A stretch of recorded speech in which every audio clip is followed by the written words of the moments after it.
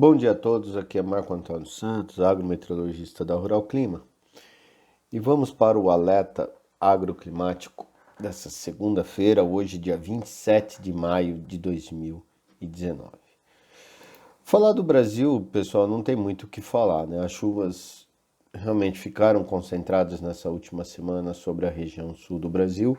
Houve chuvas em vários pontos aí do Brasil na semana passada, apesar dos altos volumes concentrados mais no sul, mas houve registro em algumas áreas também da região centro-norte do Brasil.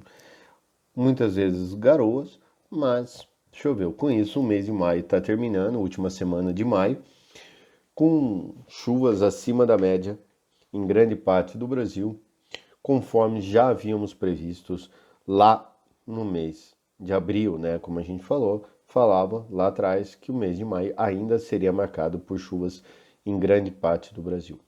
Mas acho que o grande destaque não é mais Brasil, uma vez que as condições para a colheita, tanto do milho quanto do café e da cana-de-açúcar, e até mesmo para o plantio do trigo, está maravilhoso, né? Sem grandes problemas. Mas acho que o grande destaque de agora fica para os Estados Unidos, né? Algumas imagens que estão circulando aí nas redes sociais, né, nos grupos de WhatsApp, mostrando chuvas, áreas alagadas, temperaturas baixas. Isso realmente é verdade. A gente pode observar aqui nessa imagem que mostra os altíssimos volumes de chuvas ocorridos em vários pontos do meio oeste americano, até mais no sul dos Estados Unidos, pegando aí áreas extremamente importantes, áreas produtoras importantes, tanto de milho quanto de soja, temperaturas extremamente baixas. Já há regiões que o volume de chuvas ocorridos agora no mês de maio até esse final de semana já superam os 300% de volumes, ou seja, é muita chuva que vem ocorrendo nos Estados Unidos e essas chuvas estão realmente inviabilizando, nem atrapalhando, pessoal, não é mais nem atrapalhando, é inviabilizando o plantio tanto da soja quanto do milho. Ou seja, as condições para os produtores norte-americanos estão complicadíssimas. Fazendo uma pesquisa rápida na internet, né? A gente eu, não teve nenhum caso nos últimos 10 a 15 anos de um atraso tão significativo no plantio como esse ano por conta de chuva, tá? É uma condição extremamente atípica para os Estados Unidos e essa condição irá se manter. Eu já vou pular direto para os Estados Unidos, depois a gente volta um pouco para o Brasil rapidamente, mas há previsões de chuvas extremamente volumosas para os Estados Unidos, principalmente agora nesses próximos 10 dias novamente, tá? Ou seja, as condições ainda estarão extremamente desfavoráveis ao plantio e agora afetando não mais somente milho, né?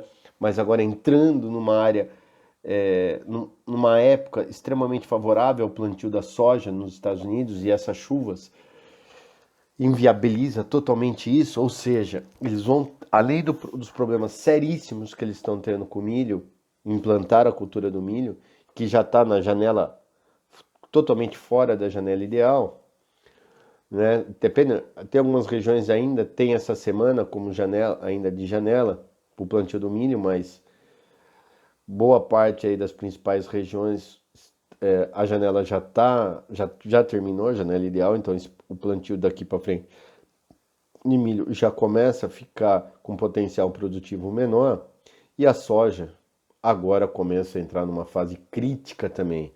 Por quê? Eles têm mais 3 semanas de janela ideal, contando com essa, para plantar toda a soja. E com essas chuvas que os modelos estão mostrando, não vão conseguir. Eles não vão conseguir semear toda a área de milho que eles estavam projetando e, pelo jeito, nem a de soja. Por quê? Os próximos 10 dias continuarão sendo de muita chuva meio oeste americano, e temperaturas baixas, como a gente pode ver.